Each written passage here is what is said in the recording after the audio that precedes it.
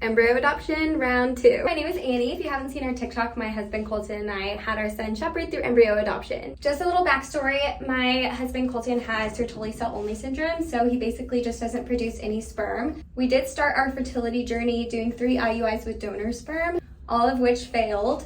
Our doctor told us within 4 IUIs we more than likely would conceive, but we just didn't feel peace about moving forward, and we actually felt led to pursue embryo adoption. Long story short, we met our donors through an embryo adoption Facebook group. They only had 1 embryo, but we just felt so much peace, so we decided to move forward and actually did a transfer 4 months later. And to our surprise, got pregnant with our son Shepherd. He is our greatest joy. He is now a year old and we just love him so much, and now we're ready to give him a sibling. It took me a long time to get to the point to being ready to find more embryos to adopt again, because I'm not gonna lie, going through this process can just be extremely overwhelming. We really wanted our kids to be close in age, and so that meant we needed to start looking as soon as possible. I shared in the embryo adoption Facebook groups a couple months ago that we were looking to grow our family, and we had a few really great families reach out to us, and one person in particular we really connected with and actually ended up verbally matching with them. They had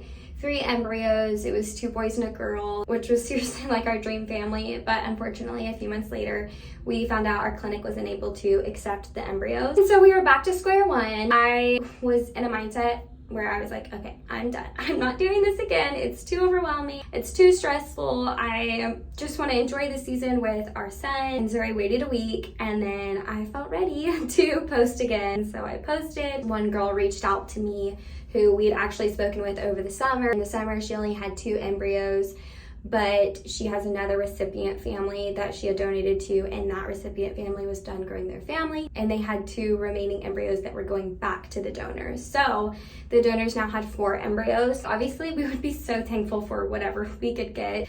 I just really didn't want to be in the same situation that I was the first time around, only having 1 embryo, and if we're wanting to have more kids, have to do this entire process all over again. But this time when she reached out to me, I seriously had so much peace. I had that same excitement that I had whenever we matched with Shepherd's donors. Not long after talking to them, we decided that they would be our donors, and they chose us.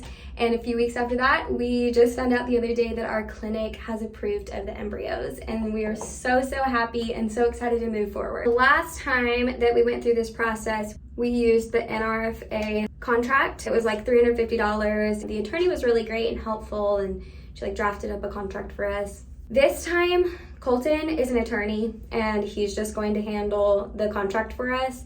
And then we'll have to do some other things. Every state is different with embryo adoption. So with Oklahoma, we have to do a few more things. I'm hoping that will only take a few weeks. We will see. Once the legal is done, we will move forward with transferring the embryos to our clinic.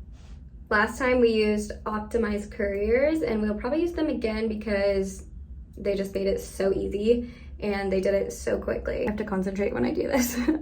We know the genders of 2 out of 4 of these embryos. They were all, what's it called? PGT. What's that stand for? Something genetically tested. I can't remember. 2 came back, and then the other 2 were inconclusive. I've done a little bit of research. Basically, they weren't able to get enough DNA to know the genders. They're good quality embryos, so I think our plan is to transfer the first that we know are good euploid embryos, and then we'll cross that bridge when we get there. I'm not sure exactly when we will do a transfer. I would like to do it as soon as possible. I am still breastfeeding Shepherd, and I don't feel like I'm ready to stop, and I don't feel like he is ready.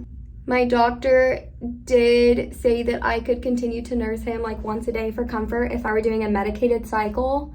I'm currently nursing him 3 times a day and kind of weaning, but I don't think I will completely wean him for a while. But I'm considering doing a natural transfer. Just messaged my nurse the other day, and she asked my doctor, and my doctor said that she would be happy for me to do a natural transfer, which is really exciting. I'm gonna talk to her more about it whenever I see her. She said that I would be taking ganirelix, I think is how you say it, and progesterone.